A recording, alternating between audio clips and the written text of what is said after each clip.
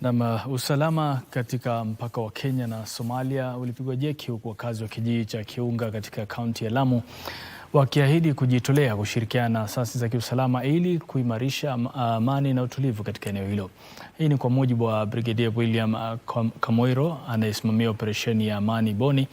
Alisisitiza kwamba uhusiano imara kati ya asasi za kiusalama na jamii ya sehemu hiyo ndio uti wa mgongo wa usalama wa kudumu katika kaunti ya Lamu.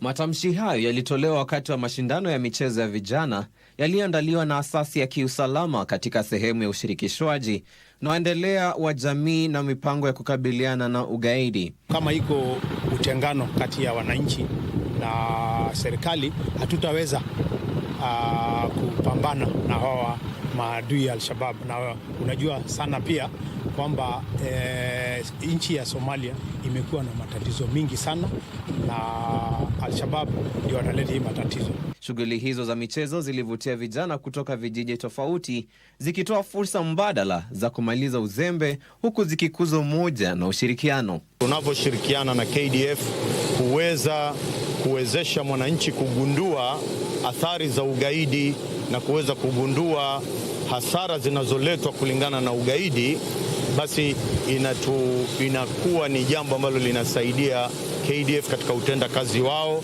Na kama itakuwa hakuna uhusiano mwema baina ya wanakijiji na asasi za serikali, itakuwa ni ngumu na kijiji kuripoti hali anayopata kwa askari. Lakini leo hii Ngai tournament kutakuwa na uhusiano mwema na usalama utadumishwa, maendeleo yatakuja kwa wingi inshallah. 1.5 Wakazi wakiongozwa na Tahir Mohamed Yusuf, mmoja ya viongozi wa Kiunga, walisema ushirikiano imara kati ya jamii na vikosi vya usalama ni muhimu katika kushughulikia ukosefu wa usalama na kuzuia tishio la ugaidi ambalo limeathiri maisha ya watu mpakani.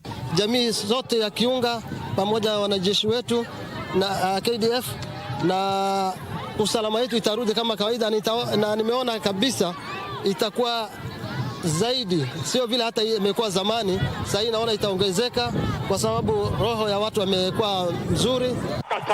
Mwanagede anasema kwamba hizikani. Kwingineko, katika juhudi mpya za kuwarekebisha na kuwawezesha vijana kutoka kata ya Watamu na Shela katika kaunti ya Kilifi walipokea ufadhili wa kifedha unaolenga kukuza michezo kama fursa ya ushiriki wa jamii. Hii ni milioni 1 na rais wetu amesema hii pesa ni ya timu zote zilo participate kwenye nini?